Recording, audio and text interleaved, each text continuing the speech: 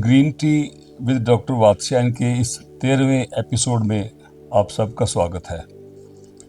आज हमारा जो विषय है वो है कि ओल्ड एज में जिन पेशेंट्स को डायबिटीज़ रहती है उसके साथ जो कॉम्प्लिकेशंस उठ रही हैं उसको कैसे निपटा जाए।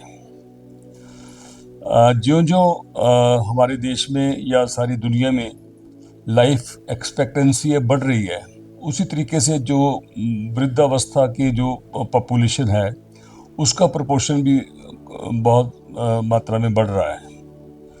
तो चरक सुश्रुत आदि आचार्यों ने जो अष्ट महागध के नाम से कहा गया कि 8 ग्रेट डिजीजेस, उसमें जिस बीमारी का आज हम जिसके बारे में बात कर रहे हैं वो है मधुमेह यानी कि डायबिटीज़।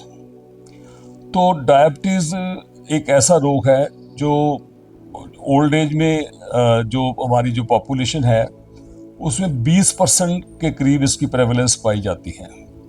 और मॉडर्न मेडिसिन के अनुसार इसके 2 भाग किए गए हैं, एक तो टाइप 1 डायबिटीज़, एक टाइप 2 डायबिटीज़। टाइप 1 डायबिटीज़ तो वही है जो पैदाइशी तौर पर होती है, ऑटोइम्यून एक डिसऑर्डर, जेनेटिक डिसऑर्डर है, और ये मोस्टली ये इंसुलिन डिपेंडेंट इसको डायबिटीज़ बोलते हैं। और टाइप 2 जो डायबिटीज़ है ये मिडिल एज में या ओल्ड एज में ये ज़्यादा पाई जाती है, और जिसका कारण जो पूरी दुनिया में माना जाता है कि सेडेंटरी लाइफ आपने अडॉप्ट की हो, एक्सरसाइज ना करना, मीठे का सेवन ज़्यादा करना, stressful condition, obesity, blood pressure. तो मल्टीपल डिजीज़ ऐसी हैं या कुछ ऐसी स्टेटिन्स, ऐसी औषधियाँ हैं जिनके सेवन करने से भी डायबिटीज़ उत्पन्न हो सकती हैं।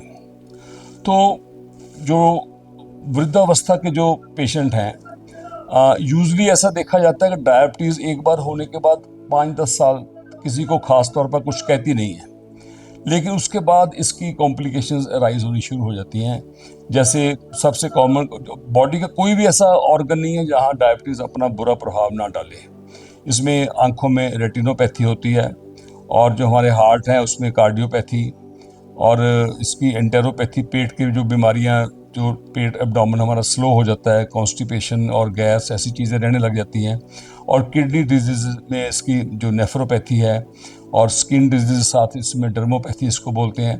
तो बॉडी का कोई भी ऑर्गन ऐसा नहीं बचता जहां पर डायबिटीज़ अपना बुरा प्रभाव ना डालती हो। तो बहुत से लोग डायबिटीज़ की दवाइयाँ खाते हैं और डायबिटीज़ कंट्रोल में रहती है, they fairly lead a normal life. लेकिन जब इसकी कॉम्प्लिकेशंस आनी शुरू होती हैं, उसमें एक कॉम्प्लिकेशंस डायबिटिक न्यूरोपैथी भी है जो एक बड़ी ट्रबलसम एक डिजीज़ है। इसी तरीके से डायबिटिक जो डिमेंशिया है, आपके कोग्निटिव फंक्शन है उनका इम्पेयर हो जाना, चीज़ों का याद कम रहना या भूलने की बीमारी होना, ये सब डायबिटीज़ की कॉम्प्लिकेशंस में ही आता है। तो मेरा आज इस वीडियो को रिलीज़ करने का यही मेरा मेन मकसद है कि आयुर्वेद में diabetic complications, as such diabetes का भी बहुत अच्छा ट्रीटमेंट है, और डायबिटीज़ एक कंट्रोलेबल डिजीज़ है। इसको हम आयुर्वेदिक औषधियों से कंट्रोल कर सकते हैं। मेरे एलोपैथिक कुलीग हैं वो भी दवाइयाँ देके इसको कंट्रोल करते हैं। लेकिन जो सबसे जो भयानक बात है वो ये है कि डायबिटिक जो कॉम्प्लिकेशन जब उसकी अराइज होनी शुरू होती हैं, तब हमको मल्टीपल ड्रग्स, मल्टीपल सिस्टम इसमें इन्वॉल्व हो जाते हैं, उसके लिए हमको ध्यान रखना पड़ता है। तो डायबिटिक न्यूरोपैथी हम आयुर्वेद में आम तौर पर ट्रीट करते हैं। जो जिनको डायबिटिक डिमेंशिया रहता है या कोग्निटिव फंक्शन के इम्पेयर होते हैं उनको हम देखते हैं। पॉलीयूरिया है, जनरल वीकनेस है, इरेक्टाइल डिसफंक्शन है, ये सारी बीमारियों को हम आयुर्वेद में डायबिटीज़ का जो बहुत अच्छा इसका वर्णन किया गया है। तो मेरा आज की वीडियो का जो मैं जिसलिए मैं ये ख़ास फोकस कर रहा हूँ वो ये है कि जो जितने भी डायबिटिक लोग होते हैं, इसमें कोई बुरी बात नहीं कि अपने एक्सपीरियंसेस किसी और लोगों के साथ शेयर करें, वो बहुत अच्छी बात होती है। उससे उसके न्यू रिसर्च आ रही है या जो भी आ रहा है उसके बारे में डेवलपमेंट्स आपको पता लगती हैं।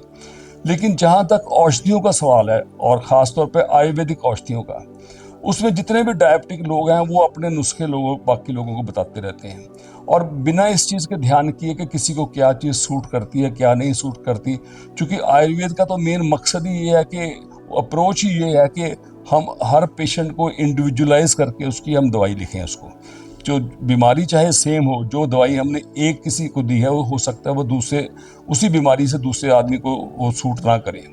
तो डायबिटीज़ में वही अब करेले की बात करोगे, वही गुड़मार बूटी की बात करोगे, वही जामुन के बीज की बात करोगे, उसी तरीके से बिल पत्तर हैं या नीम के पत्तर हैं या मेथे के जो लेना है। तो इन सब चीज़ों के लिए बारे में पेशेंट अक्सर ये बातें अपनी नॉलेज शेयर करते रहते हैं, एक दूसरे को नुस्खे बताते रहते हैं। तो मेरा उनसे ये रिक्वेस्ट है कि वो कोई भी जो पेशेंट है वो अगर डायबिटीज़ की आयुर्वेदिक दवाई लेनी चाहता है, उसको ये चाहिए कि वो किसी क्वालिफाइड आयुर्वेदिक डॉक्टर से सलाह करने के बाद ही आयुर्वेदिक दवाई ले, क्योंकि मेन स्ट्रीम ट्रीटमेंट वो एलोपैथी दवाई दे रहा होता है। उसके एडजंक्ट जो हमने आयुर्वेदिक दवाई देनी है, जिससे कॉम्प्लिकेशंस को हमने रोकना है, डिफरेंट ऑर्गन्स के ऊपर आयुर्वेद जो दवाइयों को किसी का भी एलोपैथी दवाई का या और डिजीज़ का बुरा प्रभाव ना पड़े, तो उसके लिए बेटर है कि किसी आप अच्छे वैद्य से सलाह कर तो इंडिविजुअलाइज डोज को अपने अपने बॉडी की प्रकृति के मुताबिक उसको सेट करवाएं। क्योंकि आम जो लोग हैं वो अगर पंसारी से दवाई खरीदते हैं, ना तो उनको दवाई की प्रॉपर उसके गुण दोष का पता होता है और ना ही उसका जो प्रभाव है शरीर के अलग अलग अंगों पे क्या है ये नहीं पता होता। किस चीज़ को कहाँ नहीं देना ये भी उनको कोई नहीं पता होता। तो हेयर से में आकर आप दवाइयाँ का जब इस्तेमाल करते हो तो डायबिटीज़ में ऐसा नहीं करना चाहिए, क्योंकि कोई भी औषधि है वो अपने आप में, कोई भी जड़ी बूटी है उसमें उसके जो वाइटल कंटेंट्स हैं वो पूरे होने चाहिए। उसकी प्रोक्योरमेंट किस जगह से की गई है इसका ध्यान रखना पड़ता है, उसकी रेशो क्या है इसका ध्यान रखना पड़ता है। तो ये एक वैद्य का ही, एक क्वालिफाइड फिजिशियन का ही ये सारा काम है कि वो आपके लिए कोई इंडिविजुअलाइज डोज ऐसी सेट करे जिससे आपको डायबिटीज़ कंट्रोल रहे और डायबिटिक कॉम्प्लिकेशंस आपको ना हो। तो सब मेरे डायबिटिक्स जो मेरे पेशेंट्स हैं या और लोग जिसको सुन रहे हैं उनसे ये रिक्वेस्ट है कि जब भी आपको डायबिटीज़ की किसी आयुर्वेदिक दवाई की आपको नीड है, you must consult a Ayurvedic physician. Thank you very much. देखते रहिए हमारा programme green tea with doctor Vatsyayan. Thank you.